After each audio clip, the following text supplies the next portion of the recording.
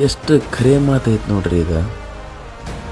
ನೀವು ಸತ್ತಾಗ ಎಲ್ಲರೂ ಕೇಳೋ ಒಂದೇ ಒಂದು ಪ್ರಶ್ನೆ ಏನಪ್ಪ ಅಂತಂದ್ರೆ, ಎಷ್ಟು ಗಂಟೆಗೆ ಜೀವ ಹೋಯಿತು ಅಂತಂದು. ಯಾಕಂದ್ರೆ ಇಲ್ಲಿ ಒಂದು ಜೀವ ಹೋಯಿತು ಅನ್ನೋದಕ್ಕಿಂತ ಹೆಚ್ಚಾಗಿ ನಿಮ್ಮ ಅಂತ್ಯ ಸಂಸ್ಕಾರವನ್ನು ಮುಗಿಸಿ ನಾವು ಎಷ್ಟು ಗಂಟೆಗೆ ನಮ್ಮ ಮನೆಗೆ ಹೋಗ್ತೇವೆ ಅನ್ನೋದ್ರ ಚಿಂತೆ ಅವ್ರಿಗಿರ್ತೈತಿ. ಇನ್ನು ನಿಮ್ಮ ಸ್ನೇಹಿತರು 4 ದಿನ ಅವರ ಸ್ಟೇಟಸ್ನ್ಯಾಗ ನಿಮ್ಮ ಫೋಟೋಗಳನ್ನು ಹಾಕಿಕೊಂಡು ಮರುಗ್ತಾರ. 5ನೇ ದಿನಕ್ಕೆ ಮತ್ತಾರೋ ಸ್ನೇಹಿತನ ಬರ್ತ್ಡೇ ಅಂತಂದು ಹೇಳಿ ಅವನ ಫೋಟೋ ಹಾಕಿ ಮೆರೆಸ್ತಾರ. ನಿಮ್ಮನ್ನು ಮರೆತು ಬಿಡ್ತಾರೆ.